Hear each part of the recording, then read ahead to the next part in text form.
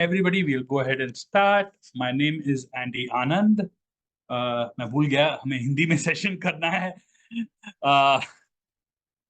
Sorry.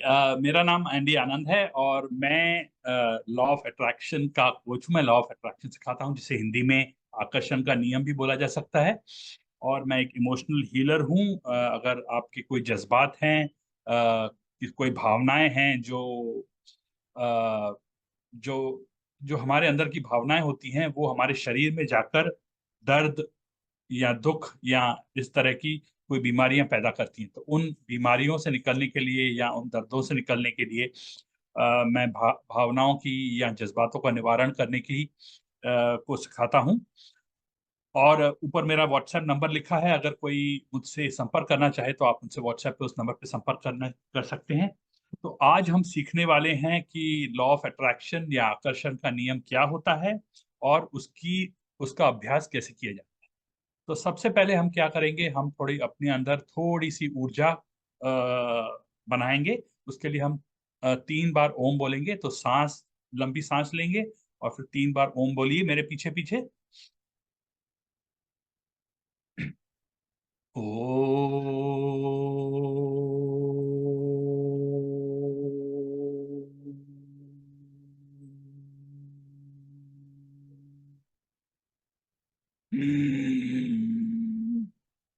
ओ.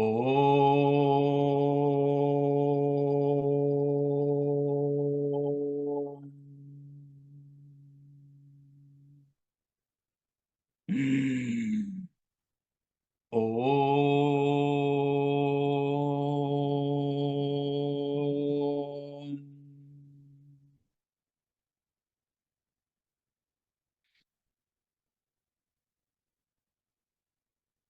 तो मैंने जब पहले कहा कि आज हम लॉ ऑफ अट्रैक्शन या आकर्षण के नियम को सीखेंगे, तो ये आकर्षण का नियम या लॉ ऑफ अट्रैक्शन क्या होता है. ये इसको बोला जाए तो एक महिला है रोंडा बर्न्स. उन्होंने एक किताब लिखी थी सीक्रेट, और दूसरी किताब है मैजिक बुक. उन्होंने 2 किताबें लिखी हैं.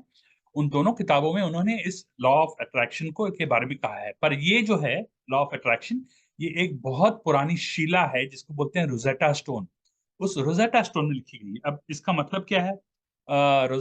लॉ ऑफ अट्रैक्शन क्या है? लॉ ऑफ अट्रैक्शन कहता है कि जो आपके पास है वो आपको ज्यादा मिलेगा, और जो आपके पास नहीं है वो आपको नहीं मिलेगी.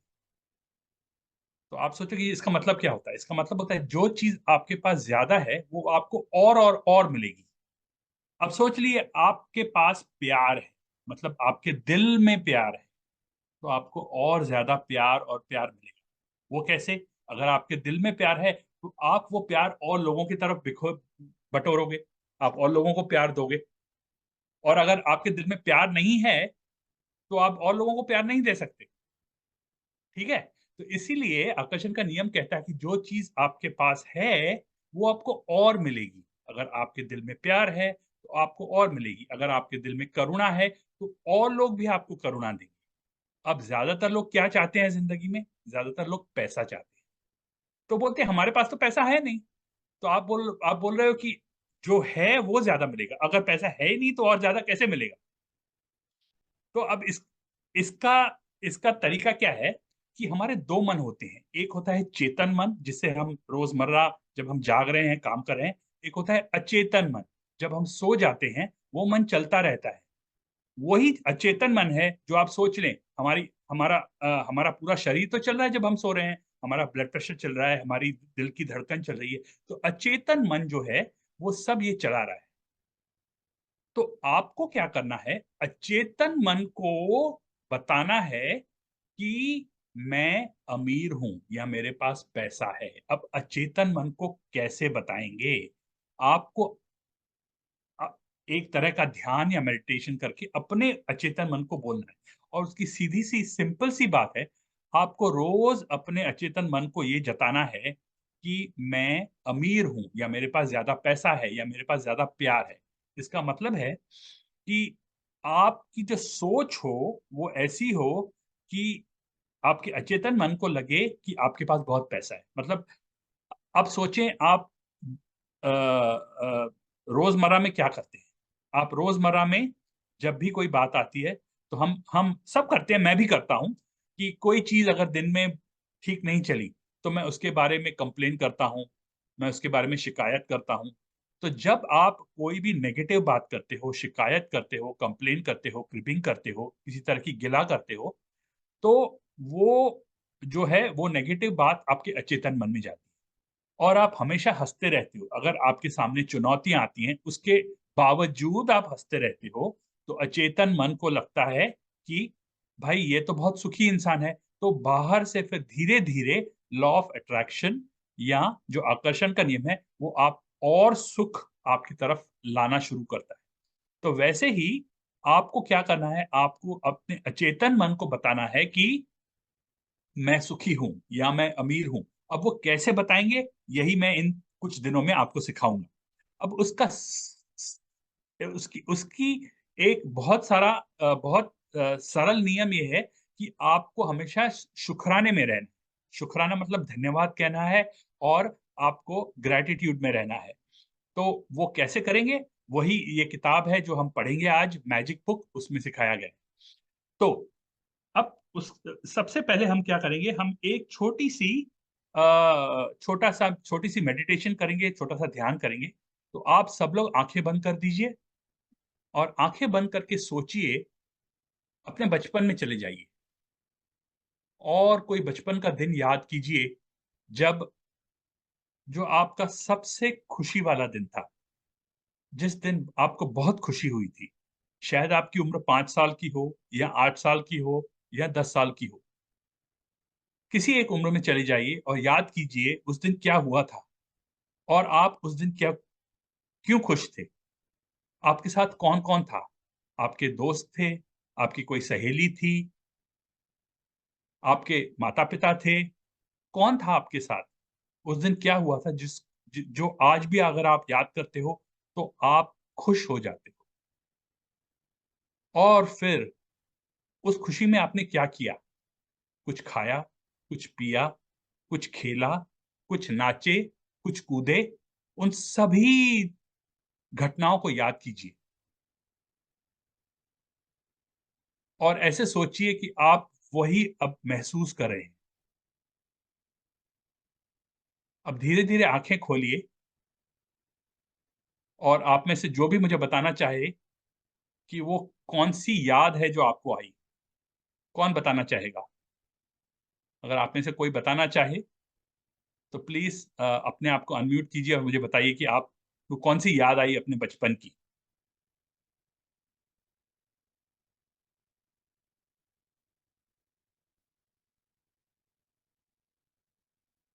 ठीक है? वैसे आपसे कोई बताना नहीं चाहता तो कोई बात नहीं। तो हम सब खेलते हैं बचपन में और उस वक़्त बचपन में जब हम खेलते हैं या हम और औरों के साथ जाते हैं, तो कौन-सी चीज़ होती है जो अ, हम बिल्कुल बिना सोचे-समझे करते हैं? क्या हम डरते हैं बचपन में नए दोस्त बनाने से, नए लोगों से मिलने से? बिल्कुल नहीं डरते। हम चले जाते हैं, हमें कोई डर नहीं होता और जैसे-जैसे हम बड़े होते जाते हैं, तो क्या होता है, हमें बताया जाता है कि ये नहीं कर सकते, वो नहीं कर सकते। ये संसार के नियम हैं, ऐसा करना ठीक नहीं है, लड़के ऐसे करते हैं, लड़कियाँ वैसी करती हैं। तो धीरे-धीरे, धीरे-धीरे हमारे अंदर आदतें पैदा हो जाती हैं, हमारे अचेतन मन में और धीरे-धीरे ये आदतें हमें रोकती हैं ज़िंदगी में कुछ करने के लिए और हमें पता ही नहीं चलता कि कभी-कभी हमारा अचेतन मन जो है, वो इन आदतों में जकड़ा हुआ होता है। तो अब हम क्या करेंगे, इन सेशंस में जो मैं हर मंगलवार, बुधवार और गुरुवार को ट्यूसडे, वेडनेसडे, थर्सडे को यूएस टाइम पे और वही इंडिया टाइम होगा वेडनेसडे, थर्सडे और फ्राइडे 7 बजे सुबह को इंडिया टाइम हर हफ्ते में हम मिलेंगे और इस किताब को पढ़ेंगे जिसमें अपने अचेतन मन को जो है हम बदलने की कोशिश करेंगे।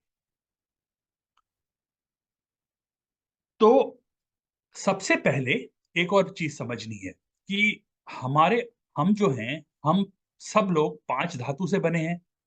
इंसानी बदन भी 5 धातु से बना है, वैसे ही निसर्ग की प्रकृति की हर चीज़ पत्थर, पेड़, पौधे सब सब के सब जो है उन्हीं 5 धातुओं से बने हैं।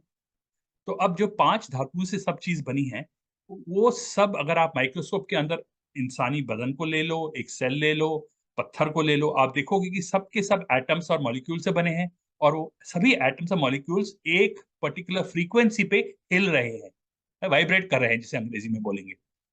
तो सबके अंदर जो है वही ऊर्जा भरी है।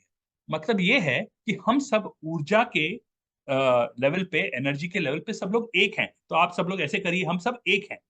भले वो जीवित हों, भले इंसान हों, जानवर हों, पेड़-पौधे हों या अजीवित चीज़ें हों, जैसे पत्थर हैं, पेड़ हैं या कोई भी चीज़ हो, सबका सब ऊर्जा है। तो ये जो ऊर्जा है, वो हमें अपनी ऊर्जा को ऊपर उठाना है, कि अब जो हमारे अंदर की ऊर्जा है, वो सबसे ज़्यादा हमें ऊर्जा मिलती है अपने माता-पिता से और सबसे पहले हमें क्या करना है, अपने माता-पिता का शुकराना करना है। तो हम क्या करेंगे, पहले-पहले अपने माता-पिता का शुकराना करेंगे। तो अब ये जो आज हम कर रहे हैं, इसका जो भी आप मेरे साथ मीटिंग्स में आ रहे हो, इन मीटिंग्स का असर तब होगा जब आप जो है वो मेरे पीछे-पीछे बोलें, ज़ोर से बोलें। अगर आपके पास आस-पास कोई है जो आपके बोलने से डिस्टर्ब होता हो, तो आप अपना कंप्यूटर या फ़ोन या जिस पे भी आप मीटिंग में जॉइन हुए लेकर किसी ऐसे कमरे में चले जाएँ या जहाँ आप किसी को डिस्टर्ब नहीं करें। अगर आप नहीं बोलेंगे मेरे पीछे-पीछे, तो आपको इस मीटिंग में आने का कोई फ़ायदा नहीं होगा और सिर्फ़ आप अपना वक़्त बर्बाद करोगे। अब आप बोलोगे क्यों बोलें? जैसे मैंने पहले बताया हम क्या कर रहे हैं? हम अपने अचेतन मन को की आदत बदलने की कोशिश कर रहे हैं और सबसे पहली आदत जो हमें बदलनी है, वो अपने माता-पिता से शु का शुकराना करना है और उनसे माफ़ी माँगनी है। तो सब लोग आँखें बंद कर दें और मेरे पीछे-पीछे बोलेंगे, एक अच्छी लंबी साँस लें, आँखें बंद कर दें, चेहरे पे अच्छी मुस्कान रहे, लंबी साँस लें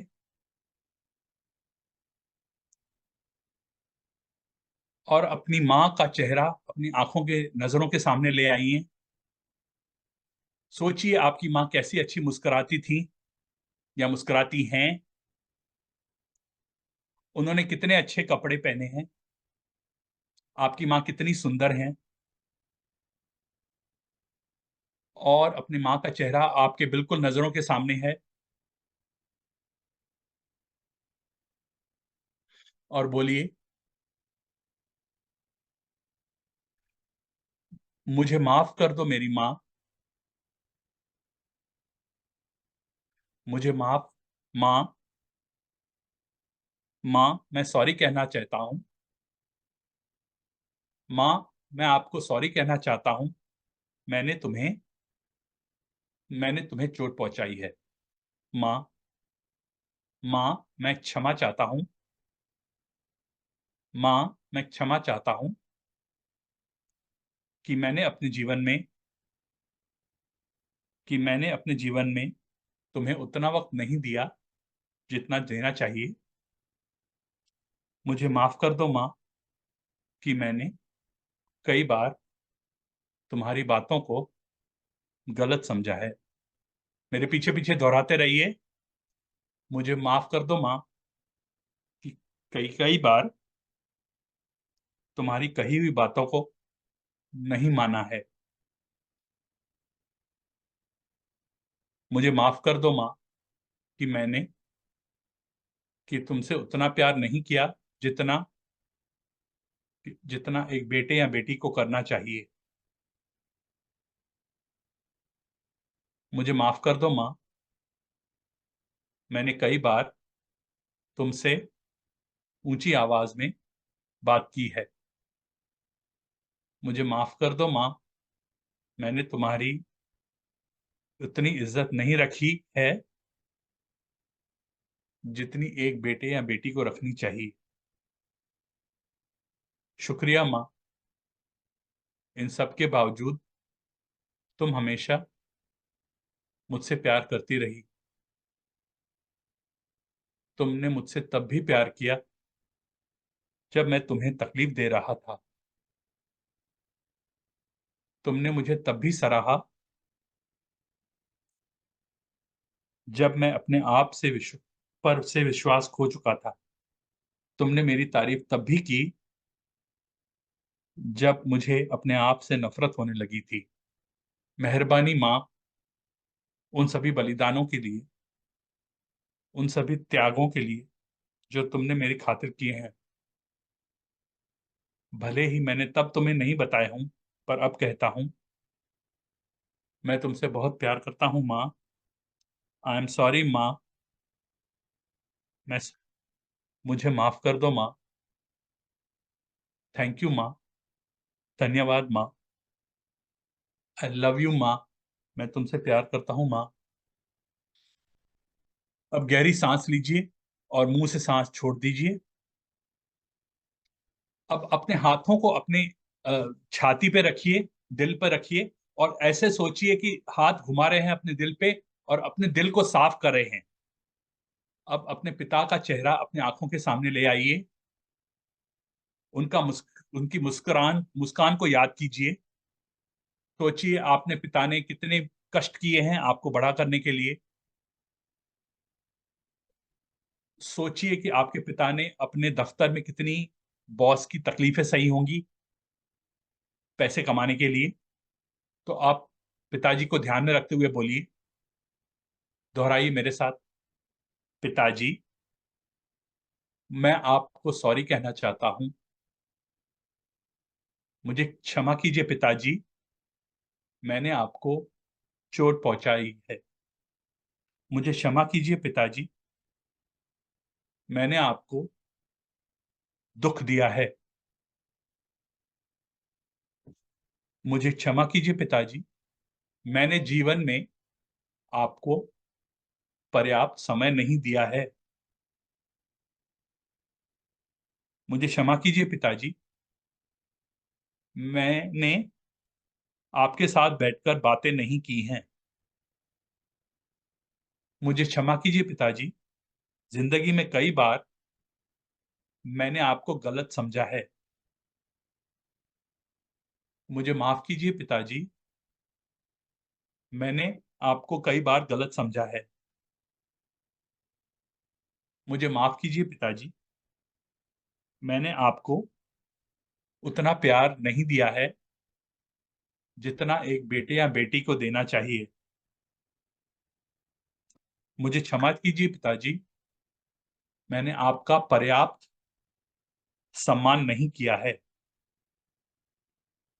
मुझे माफ़ कीजिए पिताजी, आपने तभी भी मुझे प्यार किया, जब मैं आपको तकलीफ दे रहा था। शुक्रिया पिताजी, आपने मुझे तब भी प्यार किया, जब मैं अपने आप से नफ़रत कर रहा था। मेहरबानी पिताजी, उन सभी बलिदानों के लिए, जो आपने मेरे लिए किया है। मैंने शायद तब आपसे नहीं कहा था, पर मैं अब कहता हूँ, मैं आपसे बहुत प्यार करता हूँ पिताजी। आई एम सॉरी पिताजी, मैं सॉरी हूँ पिताजी। मुझे माफ़ कीजिए पिताजी। थैंक यू पिताजी। धन्यवाद पिताजी। मुझे आपसे प्यार है पिताजी। आई लव यू पिताजी। अब धीरे-धीरे अपने दोनों हाथों को रगड़िए और उनमें कुछ गर्मी पैदा कीजिए और इस गर्मी को अपनी आँखों के ऊपर ले जाइए और अपने पूरे चेहरे पे हाथ घुमा दीजिए और पूरे सर पे और कंधों पे और बदन पे जो ऊर्जा आपने बटोरी है, वो अपने शरीर के अंदर महसूस कीजिए।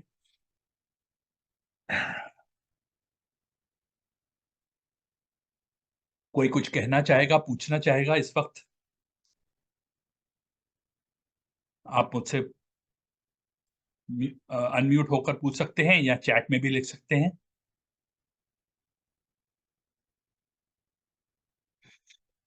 तो आज हम अब पढ़ेंगे रॉन्डा बर्न की किताब मैजिक बुक।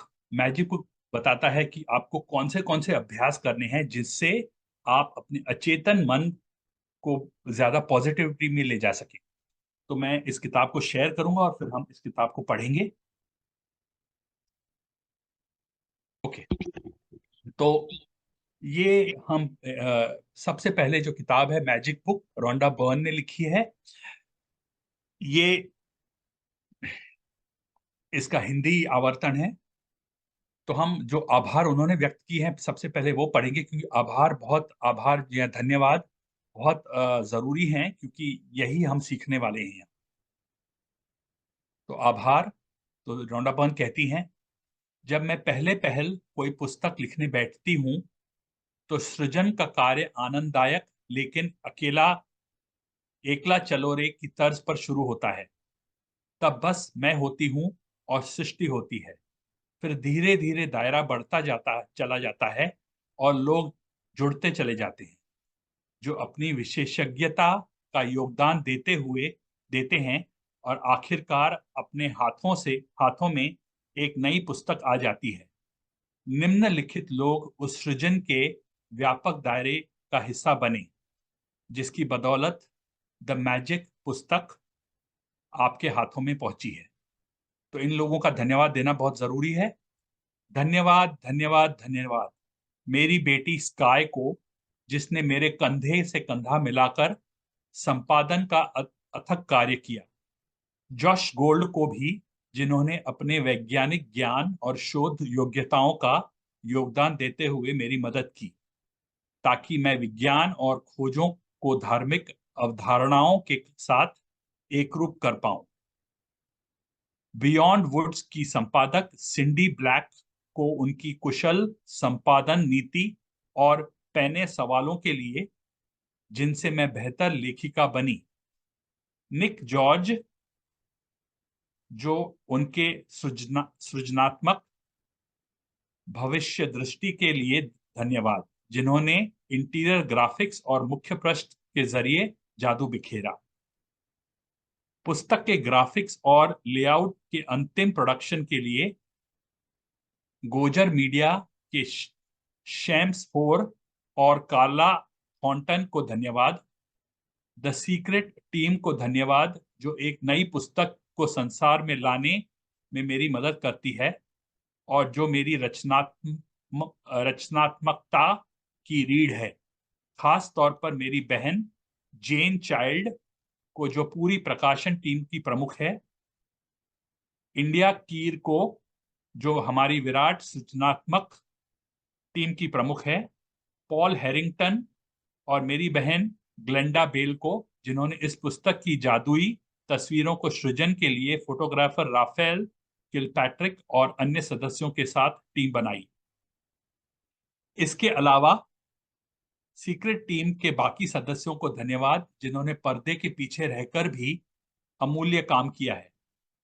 इनमें प्रमुख हैं डॉन जिक, मार्क ओकॉनर, माइक गार्डनर, लोरी शारापाव, कोरी जोहना सिंह, चाई ली, पीटर बर्न और मेरी बेटी हेली। धन्यवाद, धन्यवाद, धन्यवाद मेरे प्रकाशकों एट्रिया बुक्स और साइमन एंड शूस्टर को, कैरोलीन रीडी, जूडिथ कर, डार्लिन डेलेलो, ट्विजन फैन, जेम्स परवीन, किम्बरली गोल्स्टन और इsold सुआर को। इस कमाल के लोगों की टीम पाकर मैं सचमुच धन्य हूं। धन्यवाद, धन्यवाद, धन्यवाद एंजल मार्टिन वैल्योस को, उनके आध्यात्मिक मार्गदर्शन, प्रेम और बुद्धिमत्ता के लिए। मेरी बहन पॉलिन वर्नन और मेरे सबसे करीबी मित्रों तथा परिवार को उनके सतत समर्थन और मेरे काम के प्रति उत्साह के लिए। और सबसे गहरी कृतज्ञता सदियों पहले के उन महान इंसानों के लिए, जिन्होंने जीवन के सत्य खोजे और उन शब्दों को पिरोया, ताकि हम सही समय पर उन्हें खोज कर सकें। सही समय यानी जीवन बदलने वाला वो अपरिभाषित पल, जब हमारे पास देखने के लिए आंखें हों और सुनने के लिए कान हों। तो ये था, अगर आप देखें, आभार या धन्यवाद लेखिका का उन सभी लोगों के लिए जिन्होंने किताब लिखने में मदद की। अब ये पढ़ना बहुत जरूरी था, क्यों हम यहाँ क्या सीख रहे हैं, हम यहाँ आभार कैसे व्यक्त करते हैं, धन्यवाद कैसे करते हैं, वही सीख रहे हैं।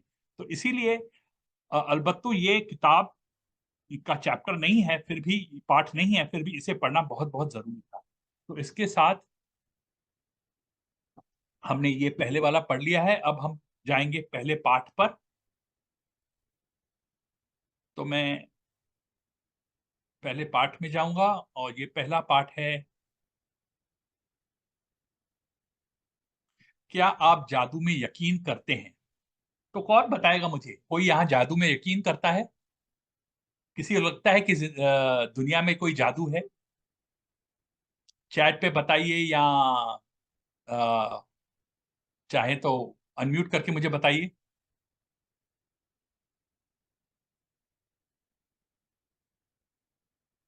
ज़्यादातर लोग कहेंगे नहीं, कोई जादू नहीं होता। पर पहले जैसे मैंने आपको बताया था कि आप अपने बचपन में जाइए और सोचिए कि वो खुशी वाला दिन जो हुआ था और तब शायद कुछ ऐसा हुआ था, जो तब आपको लगा था जादू है। छोड़िए, बचपन को छोड़िए। आज सोचिए, आज हम सबके पास फ़ोन है और फ़ोन पे हम वीडियो कॉल करते हैं। आज से 100 साल पहले अगर किसी को आपने कहा हो कि मेरे पास एक ऐसा औज़ार होगा, ऐसा एक डिवाइस होगा, जिससे मैं दुनिया के एक कोने से दूसरे कोने स पर बात कर सकूँगा, तो लोग क्या कहते? लोग कहते ये तो जादू है। पर आज आप जानते हो ये जादू नहीं है, ये तो विज्ञान है, ये साइंस है। पर 100 साल पहले हम उसको जादू कहते। तो ऐसे दुनिया के कई सारे रहस्य हैं, ऐसी सीक्रेट्स हैं, जो आज हम नहीं समझते हैं और आज हम बोलेंगे कि ये सच नहीं हो सकता, पर शायद वो सब सच हैं। जैसे ये फ़ोन, 100 साल पहले कोई बोलता कि ये तो सच हो ही नहीं सकता और या 100 साल पहले के इंसान को आज आप ये फ़ोन दिखाओगे तो वो बोलेगा ये जादू है, ठीक है? तो ऐसे कई सारे रहस्य हैं जो हम नहीं जानते हैं और इन्हीं रहस्यों को खोलने की ये एक कोशिश है इन कुछ दिनों में। तो हम आगे पढ़ेंगे, क्या आप जादू में यकीन करते हैं? तो ये साहब हैं रोआल्ड डाल, जो लेखक हैं, जो लिखते हैं, जो लोग जादू में यकीन नहीं करते हैं, उन्हें कभी भी ये जादू नहीं मिलता है। तो हमने पहले ही कहा था कि जो हम हैं लॉ ऑफ अट्रैक्शन पढ़ रहे हैं, आकर्षण का नियम। आकर्षण का नियम क्या कहता है? वो कहता है कि जो आपके पास है, वो आपको ज़्यादा मिलेगा। मतलब अगर आप जादू में विश्वास करोगे, तो आपकी ज़िंदगी में जादू होने लगेंगे और आप जादू में विश्वास नहीं करोगे, तो आपकी ज़िंदगी में जादू नहीं होगा। अब आप बोलेंगे विश्वास क्या होता है? विश्वास वो होता है कि जो चीज़ को आप देख नहीं सकते, फिर भी आप बोलते हो कि वो है। ज़्यादातर लोग जो आस्तिक हैं, वो बोलते हैं भगवान है, पर हमने भगवान को कभी नहीं देखा। या हम बोलते हैं कि भगवान नहीं है और जब हम बोलते हैं कि भगवान है, तो क्या होता है? हमारे पास भगवान की और करुणा और दया प्रकट हो जाती है। तो ये विश्वास की बात है। अगर आप भगवान में विश्वास करते हो, तो आपको भगवान की माया, दया प्राप्त होती है। वैसे ही अगर आप जादू में विश्वास करते हो, तो आपके साथ ज़िंदगी में जादू होने लगे। तो ये है कि अपने अचेतन मन को आपको कहना है कि जादू है। तो आप सब लोग आँखें बंद करिए मेरे साथ और एक बार बोलिए, मेरे आस-पास, मेरी दुनिया में बहुत जादू है। ये जादू मेरी ज़िंदगी में खुशियाँ ले आएगा। मैं जादू को भर-भर के टोकरियों में भरती हूँ। ये जादू मेरे पूरे घर में समाया हुआ है। इसी जादू से मेरी सेहत, मेरी तबीयत बहुत अच्छी है। इसी जादू से मेरे परिवार में, मेरे रिश्तेदारियों में मेरे बहुत अच्छे संबंध हैं। यही जादू मेरी सहेलियों के साथ, मेरे दोस्तों के साथ, मेरे रिश्तेदारों के साथ, मेरे पति-पत्नी के साथ, मेरे सास-ससुर के साथ, मेरे बच्चों के साथ गहरे रिश्तों में दिखाई देता है। यही जादू मेरी नौकरी में दिखाई देता है, जहाँ मेरे बॉस मेरी तारीफ करते हैं। मेरे साथ काम करने वाले मुझे सराहते हैं। यही जादू पैसे बनकर मेरे बैंकों में रहता है। यही जादू दौलत बनकर मेरे पास जो एसेट्स हैं, उनमें समाया हुआ है। अगर आप ऐसे सोचने लगेंगे, तो ये जादू और बढ़ता जाएगा। तो ऐसे आप अपने आप को रोज इस जादू के होने की बात कहते रहें, जैसे मैंने अभी आपको दिखाया। और जब आप जादू में विश्वास करने लगेंगे तो आप देखेंगे कि ये जादू धीरे-धीरे आपकी ज़िंदगी में बढ़ता जाएगा। तो कुछ मैं आपको बातें बताना भूल गया, मुझे लगता है मैं पहले आपको ये बातें बता दूँ, उससे आगे चलें। तो मैंने खुद ये किताब मैजिक बुक करीबन आज से 1 साल पहले जून 2023 में पढ़ना शुरू की थी। और जो-जो यहाँ पे अभ्यास बताए गए हैं, वो सभी अभ्यास मैंने करना शुरू किए। तो मैं आपको दिखाऊँ कि मेरे ज़िंदगी में क्या-क्या फ़र्क है। तो व्यक्तिगत परिणाम मेरी ज़िंदगी में क्या हुए, मैंने जून से शुरू किया था। मुझे याद नहीं कौन-सा महीना था, पर एक कोई महीना था, शायद अगस्त था या सितंबर था। मुझे अचानक एक ₹400 का चेक आया। एक कंपनी थी वोनाज, जो टेलीफ़ोन सर्विस देती थी यूएस में। वो कंपनी कुछ 5-6 साल पहले बंद हो गई और उन्होंने बैठे-बैठे मुझे ₹400 भेजे। क्यों?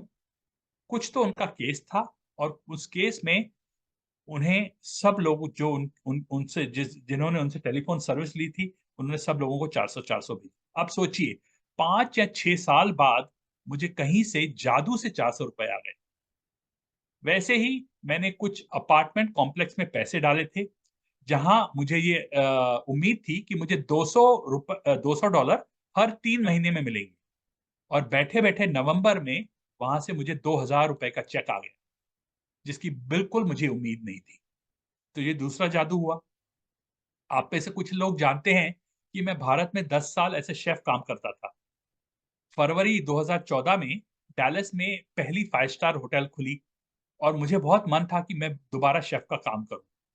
तो मैंने एक चिट्ठी लिखी शेफ को, प्रबंधक को, मैनेजर को उस रेस्टोरेंट के, और मैंने कहा कि मैं हर फ्राइडे को, हर शुक्रवार को आपके यहाँ आके काम कर सकता हूँ क्या? आप सोचिए कोई मुझे क्यों आने देगा? वो तो जानता है अगर मैं वहाँ आया तो शायद उनके रहस्यों की, उनकी सब सीक्रेट रेसिपीज़ को मैं चुरा लूँ। इसके बावजूद वहाँ के जो प्रबंधक थे, मैनेजर थे, उन्होंने मुझे अनुमति दी और मैं करीबन 2 महीने हर शुक्रवार उनके यहाँ जाता रहा, उनसे सीखता रहा। और एक तरह से अगर आप ये सोच लो कि ये एक जादू ही था कि करीबन 26 साल बाद जब मैंने शेफ़ होना बंद कर दिया था, मुझे शेफ़ होने का दोबारा मौका मिला, वो भी एक 5 स्टार रेस्टोरेंट में। कुछ 3-4 हफ्ते पहले एक ऑनलाइन प्रतियोगिता हुई शेफ़्स की, और मेरी बीवी ने मुझे बताया कि शेफ़ की एक ऑनलाइन प्रतियोगिता हो रही है और आप इसमें भाग क्यों नहीं लेते? तो मैंने भी फ़ॉर्म भर के भेज दिया और फिर एक ग्रुप है मुंबई का जिसका जिसमें मैं हूँ। तो उस ग्रुप से मुझे किसी ने फ़ोन किया, उसने कहा कि जो आप इनाम जीतोगे उसका 25,000 इनाम है। आप उसके जीतोगे, उसमें से आप कुछ हिस्सा, एक लड़की है जिसको कैंसर है, आप उसको देना चाहोगे? मैंने बोला क्यों नहीं? तो उसने बोला ठीक है, अगर आप देना चाहोगे तो मैं आपको, आपका जो वोटिंग है, वो मैं सब लोगों को बोलती हूँ और आप सब लोग आपके लिए वोटिंग करोगे। अब उस ग्रुप में कितने लोग हैं? 2500, और वो 2500 लोगों ने मेरे लिए वोटिंग शुरू कर दी। और आपको मैं दिखाऊँ कि अब वो 2500 लोग क्योंकि मेरे लिए वोटिंग कर रहे हैं, तो अब क्या हो रहा है? ये ये देखिए, ये है, अगर आपको दिखाई दे रहा है, तो फेवरेट शेफ़, फिलहाल मैं तीसरे नंबर पे हूँ। अभी तक ये कॉम्पिटिशन चल रहा है, ओके? और अगर शायद आप मेरे लिए वोट करें, तो मुझे 25,000 मिल जाए, उसमें से कुछ हिस्सा जो मैंने कहा है कि 5,000 मैं उस लड़की को दूँगा। पर ये अगर आप देखें, तो ये जादू है ना, कि मैं इतने लोगों में से, ये इसको 4 हफ्ते हो गए हैं अब, 4 हफ्तों से मैं तीसरे नंबर पे बना हुआ हूँ। तो ये एक और जादू था मेरे साथ जो हो रहा है, अभी तक हो रहा है। उसके बाद और क्या हुआ मेरे साथ, 2 महीने पहले मैं एक्चुअली एक कोर्स कर रहा था, दूसरे एक मेरे गुरु हैं, उनके साथ, जहाँ मैं ये एडवांस लॉ ऑफ अट्रैक्शन सीख रहा था। और मैंने सैटरडे और संडे दोनों दिन, शनिवार और रविवार के दिन मैंने वो कोर्स सीखा, और आप मानेंगे नहीं, उसी हफ्ते में मुझे 4 नौकरियों के इंटरव्यू आए। मैं काफ़ी दिनों से नौकरी दूसरी ढूँढ रहा था, पर मुझे एक भी इंटरव्यू नहीं आ रहा था। तो ये कैसे हो गया कि 1 हफ्ते में मुझे 4 इंटरव्यू आ गए? जादू, कुछ तो जादू हो रहा था। हम सब भारतीय हैं, सबके घरों में बहुएँ हैं, सासें हैं, मेरे घर में भी मेरी माँ मेरे साथ रहती हैं, मेरी पत्नी है, 3 बच्चे हैं। सास-बहू के किस्से हर घर में होते हैं, मेरे घर में भी होते रहते हैं और कई बार वो मेरे और मेरी पत्नी के रिश्तों को भी प्रभावित कर लेते हैं। जब से मैं ये जादू के अभ्यास करने लगा, तब से चीज़ें घर में धीरे-धीरे सुधरने लगी।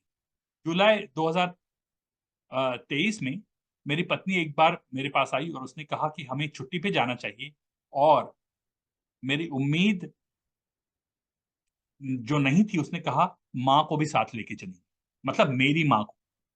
ये बहुत बड़ी बात है कि पति-पत्नी छुट्टी पे जाएँ और अपनी सास को बहू बोले कि उसके साथ को ले चले।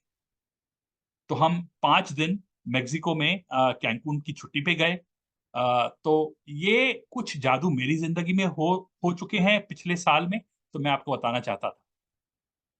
तो वापस आएँगे जादुई किताब पर और हम जादुई किताब पढ़ेंगे।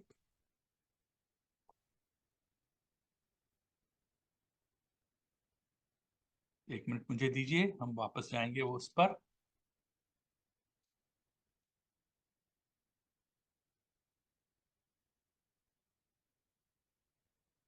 तो फिर से पढ़ रहे हैं पहला पाठ।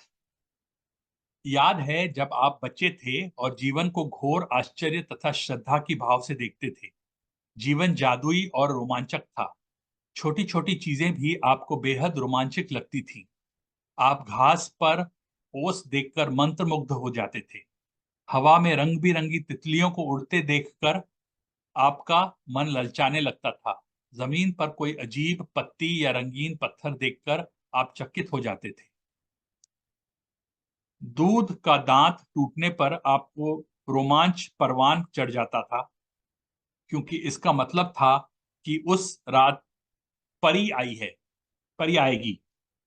यही नहीं, आप कई सप्ताह पहले क्रिसमस की जादुई रात आने का इंतजार किया करते थे। हालांकि आपको जरा भी पता नहीं होता था कि सेंटा क्लॉज एक ही रात में संसार के हर बच्चे तक उपहार कैसे पहुंचा सकता है। लेकिन किसी तरह वो ऐसा कर लेता था और उसने आपको कभी निराश नहीं किया। रेनडियर उड़ सकते थे, बगीचे में परियां रहा करती थीं, पालतू पशु इंसान जैसे होते थे, खिलौनों का व्यक्तित्व होता था, सपने सच होते थे और आप सितारों को छू सकते थे। आपका हृदय खुशी से भरपूर था। आपकी कल्पना की कोई सीमा नहीं थी। आपको पूरा यकीन था कि जीवन जादुई है। अब ये यकीन कब था? जब आप बच्चे थे। आज अगर मैं आपसे पूछूं तो आप कहेंगे जादू है? शायद नहीं। पर जैसे मैंने कहा आपको विश्वास रखना है कि जादू है और अगर आप अपने आप को याद दिलाते रहे कि संसार में जादू है, तो धीरे-धीरे आपका अचेतन मन ये मान जाएगा कि जादू है और फिर जो आकर्षण का नियम है, वो आपके लिए जादू प्रकट करेगा और ये जादू हो सकता है आपकी सेहत में प्रकट हो सकता है आपके रिश्तों में प्रकट हो सकता है आपकी नौकरी में प्रकट हो और हो सकता है आपके पैसे में प्रकट हो। तो आगे पढ़ते हैं। हम में से बहुत से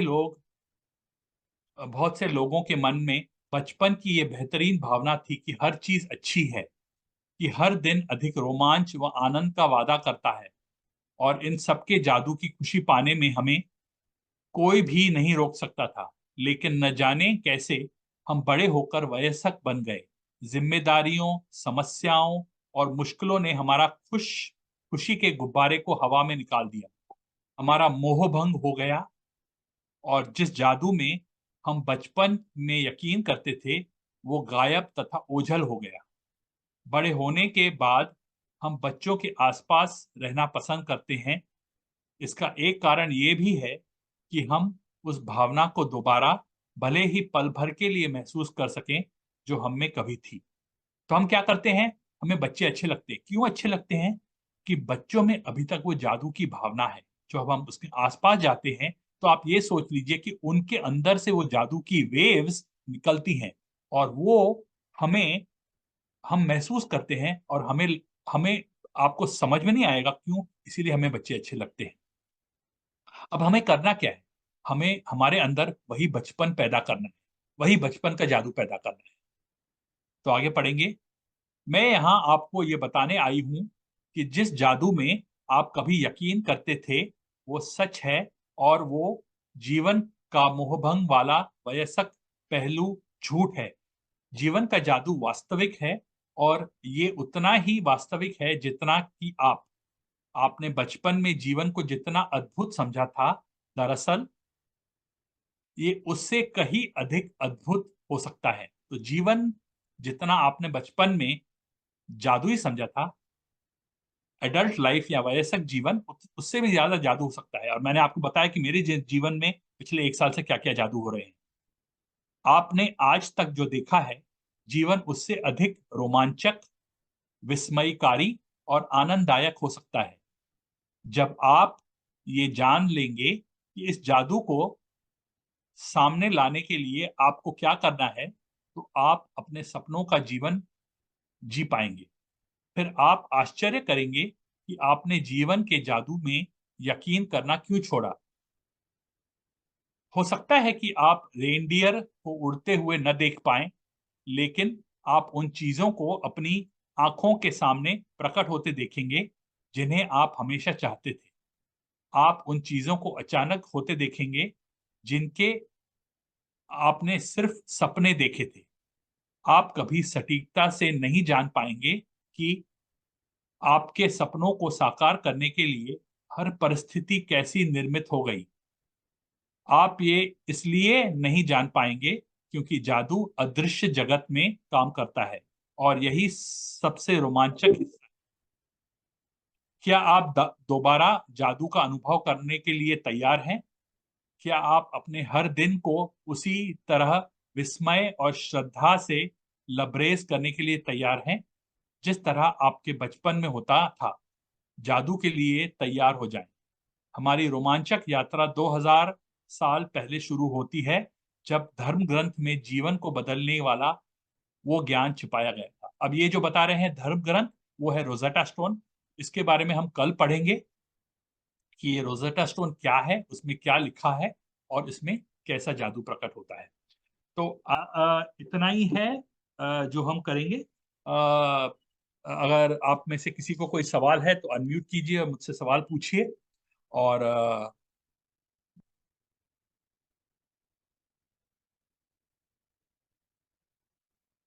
और उससे पहले ये बहुत ज़रूरी है कि आपको अभ्यास करना है। तो इस आज का अभ्यास या आज का होमवर्क क्या है? आपका आज का होमवर्क है कि ऐसे जो मैंने पहले आपको कहा था कि आप अपने बचपन में जाइए और जिस जिस चीज़ के लिए आप सबसे ज़्यादा खुश हैं, उस चीज़ को याद कीजिए।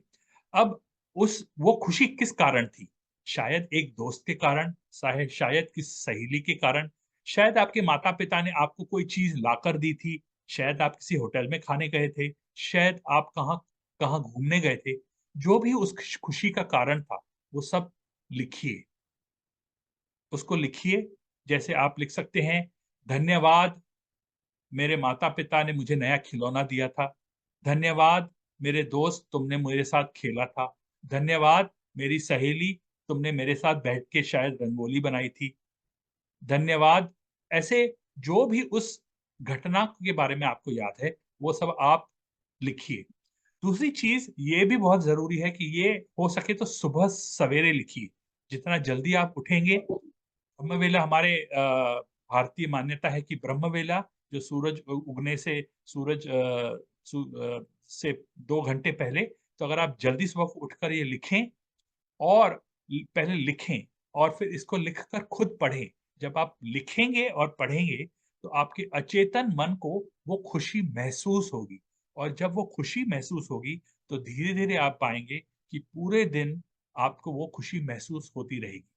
मैं ये ऐसे ही नहीं बता रहा, खुद मैंने नवंबर-दिसंबर में कई बार मैं सुबह 4 बजे उठता था और मैं खुद लिखता था। आज सुबह भी जैसे जो लोग ग्रुप में हैं, आप जानते हो कि आज सुबह मैं साढ़े 4 उठा था और 5 बजे मैंने एक्चुअली एक पोस्ट डाली थी आपको बताने के लिए कि मैं लिख रहा हूँ सुबह-सुबह के थैंक यूज़ या धन्यवाद। मैं रोज़ सुबह 10 बार 10 धन्यवाद लिखता हूँ और कई बार मैं वो धन्यवाद आपको दिखाऊँगा भी। तो हो सके तो कल आप धन्यवाद लिखिए। बचपन के लिए लिखिए या आज जो आपकी ज़िंदगी में अच्छा हुआ है, उसके बारे में लिखिए। आप ये भी कर सकते हो कि आपको जो कल अच्छी चीज़ें आपकी ज़िंदगी में हों, जैसे कल आप ये सोच लें कि कल आप कोई काम करने वाले हैं, तो आप उसके बारे में पहले धन्यवाद लिख सकते हैं।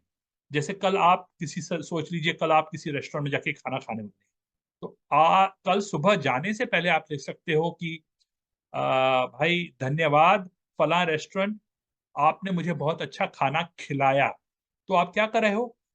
जो घटना घटी नहीं, उसको पहले से महसूस कर रहे हो और उसके बारे में पहले से धन्यवाद लिख रहे हो।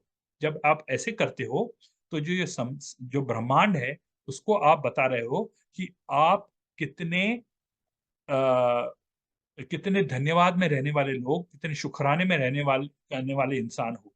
और जब आप ये शुकराना देने लगोगे, तो जो ब्रह्मांड है, वो भी आपकी तरफ शुक्रगुज़ार हो जाएगा।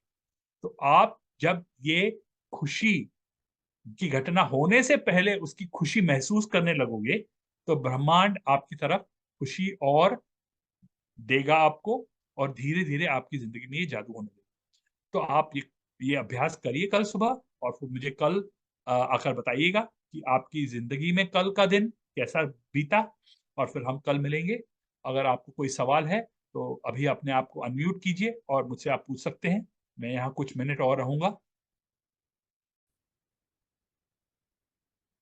धन्यवाद। आप आखिर तक इस वीडियो को देखते रहे।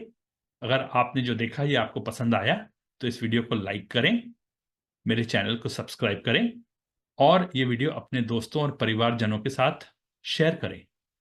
साथ में मैं हर हफ्ते कुछ फ्री निःशुल्क वेबिनार्स सिखाता हूं। अगर आप इसी वेबिनार में आना चाहते हैं, तो व्हाट्सएप से मुझे संपर्क करें। मेरा नंबर आपको स्क्रीन पर दिख रहा है और इस वीडियो के डिस्क्रिप्शन में भी मेरा नंबर लिखा हुआ है। फिर मैं आपसे मिलूंगा। शुक्रिया, धन्यवाद।